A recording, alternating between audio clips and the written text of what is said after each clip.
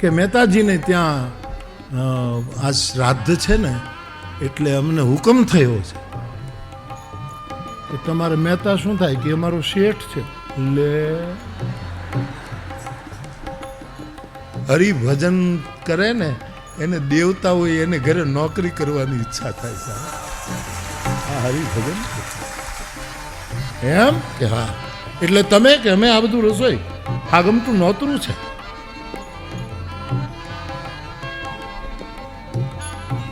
એક દાદાએ એના પૌત્રાને કીધું, દેવકી નંદન એ ટપુડા આમાં, અને બધાને મહેતાનું ઘર બતાવ્યું. મહેતાના ઘરની બાજુમાં 3 પ્લોટ ખાલી પડ્યા હતા. મારે તો બધું હરખું કરવું પડે, નહીતર ક્યાં હતું આ બધું. પાછું 3-4 પ્લોટ ખાલી પડ્યા હતા, વેચાવાના રહી ગયેલા. અને એમાં આ બધી પોઠું ઉતરી છે, પલવારમાં ચૂલો ખોદાણી છે સાહેબ. અને જ્યાં ભાઈ સંકલ્પમાંથી એને રસોઈઓ શરૂ થઈ છે સાહેબ. પણ આમ માણાવદર, આમ કુતિયાણા, બાટવા, વંથલી, કેશોદ, માણેકવાડા,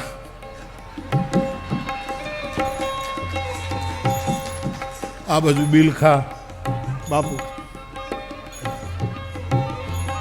બિલખા, આમ બગસરા, આમ ચારે બાજુ એ રસોઈની સુગંધ છૂટી. 12 ગામમાં વઘારની સુગંધ આવી. આ કોને ઘરે વરો છે, કોને ઘરે વરો છે, હા છે શું. હવે ચોરે તો એ સુગંધ પહોંચતા વારસ શું લાગે.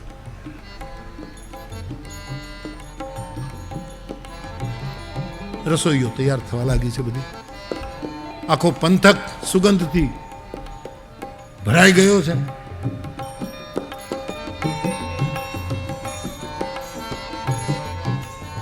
અહીંયા ભજન ઉપર ભજન ગવાય છે. રામ સભામાં અમે રમવાને ગયા, હજી પસલી ભરીને રસ પીધો રે.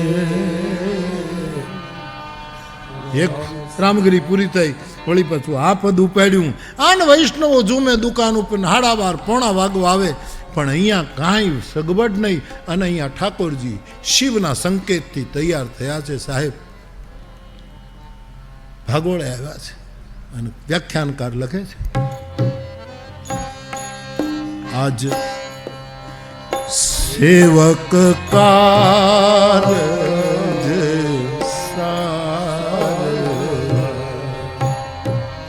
આવ્યો મારો દેવજી,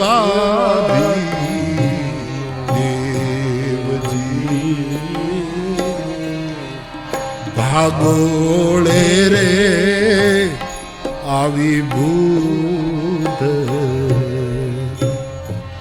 લીધું એણે નરસૈનું રૂપજી. ભક્ત વત્સલ ભગવાન, ભક્ત વત્સલ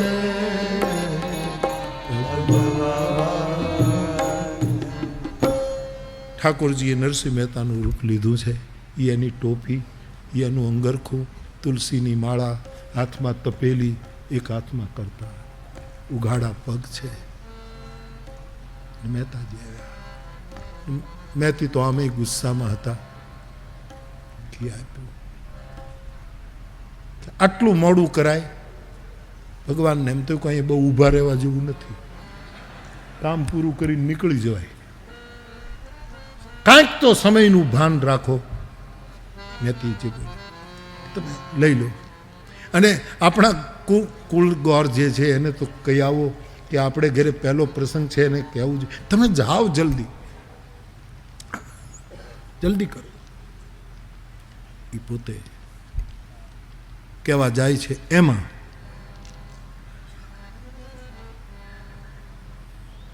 ચોરા ઉપર બેઠેલા એ જે બધી સોડમ આવતી હતી, અને ઓલા છોકરાઓ જે નાગર ગૃહસ્થના બાળકોની તો દોડા દોડી કરે, પણ આવી રસોઈ બધાએ સર્વાનુમતે નક્કી કરી નાખ્યું 12:30. કે આજે આપણે બધાએ મહેતાને ત્યાં જમવા જવું છે. સમાજને ફરતા શું વાર લાગે કે મોટા ભાઈને ખરાબ લાગે? ત્યાં તો રોજ જમીએ જ છીએ ને, ત્યાં એને ક્યાં ખોટું લાગવાનું?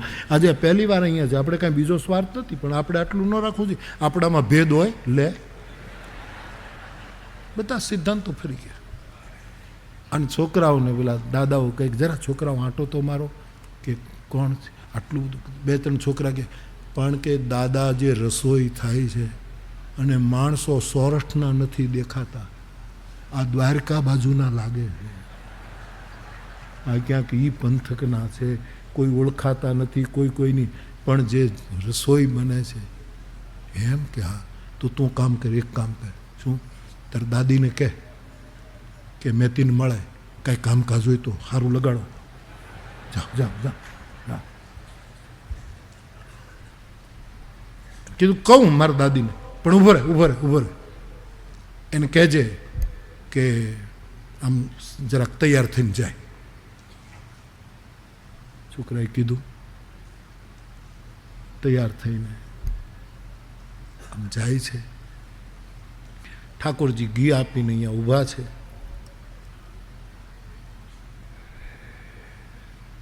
માતાજી આવ્યા. ઠાકોરજીએ એ નાગરાણી દાદીને પગે લાગ્યા. ઠાકોરજી આવો, આજ મારે ગરીબ રે કહે મારા વડીલો આવે છે. મેતીને કીધું, મેતી હા દાદી આવ્યા છે, એ તો ઉતાવળે આવ્યા છે. શ્રીરંગપુરની જે સાડીઓનો ઢગલો પીડ્યો છે, શ્રીરંગપુરની, અને જે ઠાકોરજીના મંદિરમાં બનારસી સાડીઓનો એક ઢગલો પીડ્યો છે, અને જેને સોનાની બોર્ડર છે એવી એક સાડી દાદીમાને આપો. દાદીમા કે હવે મેતીને થયું કે આખી જિંદગી મેં હેન્ડલૂમ પહેર્યું છે અને આ સાડીઓના ઢગલા, પણ થયું કે કાંઈક થઈ રહ્યું છે, હળવળાટ છે. ભરોસે રેવાય એમાં પંડનું ડાપણ ના ડોળાય. એનો ભરોસો હતો. એ મંદિરમાં જાય સાહેબ, ત્યાં તો બનારસી શ્રીરંગમની સાડી, સાઉથની સાડીઓ, સોનાની બોર્ડરો, ઘૂઘરીવાળી સાડીઓ. એક સાડી લઈને આપી. અરે કે ના ના બાપા, હું તો દીકરા, હું તો એમ કે નહીં માં આપ લઈ લો. સાડી આપી. છોકરાને એક ટી શર્ટ આપ્યું. તમે કહેશો એ વખતે ટી શર્ટ હતા? અરે હરિના જેવો દરજી બીજો કોણ હોય? મિનિટે જગત આખાના વસ્ત્રો, એને ટી શર્ટ આપ્યું. બ્લુ કલરનું ટી શર્ટ, બ્લુ. એ ટી શર્ટ પહેરીને ચોરે ગયો. દાદાએ કીધું, એલા છોકરા તું ગયો તો ઈ જ છો કે? હા.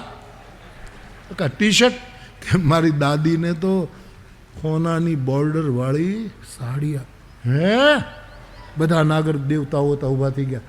બધાના છોકરાઓને બોલો, તમે બધા તમારી દાદીઓને કહો જાઓ જાઓ, અને બહુ સારા કપડાં ન પહેરે, ફાટેલા બાટેલા પહેરે, એને ત્યાંથી જે પ્રસાદ લઈ એને તારી બાને કહેજે જાઓ શું મદદ કરી. એ આખા નાગરના પરિવારો જાય, નહીં આવે. આ બધું શરૂ થયું છે સાહેબ. મેતીએ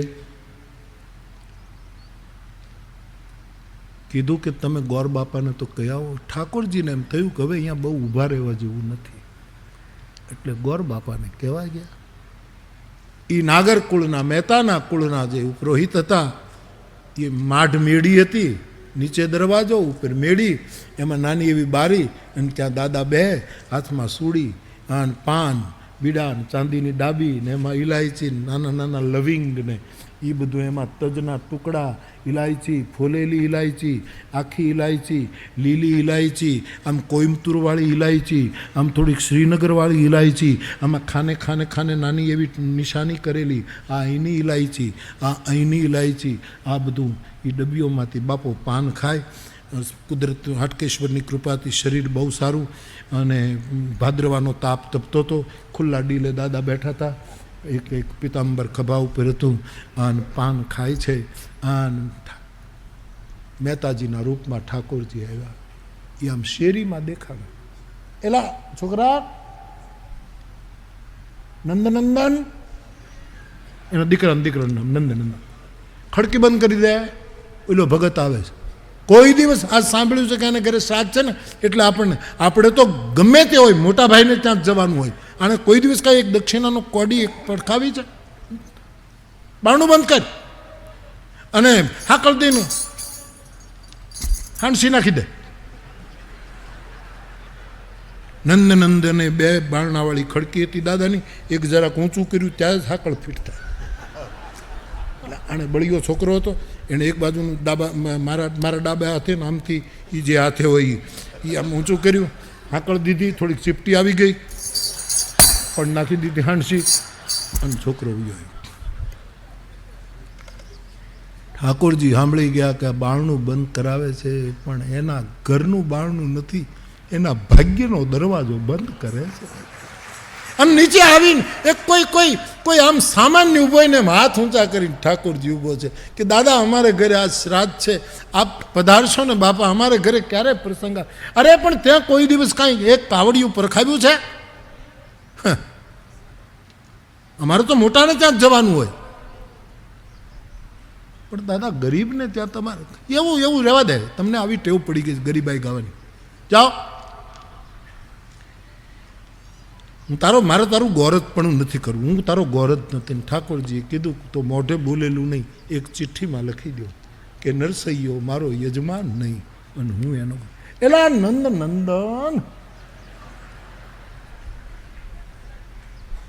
ઓલો આવ્યો, હા પેન્સિલ લાય, કાગળ લાય. કાગળ નથી.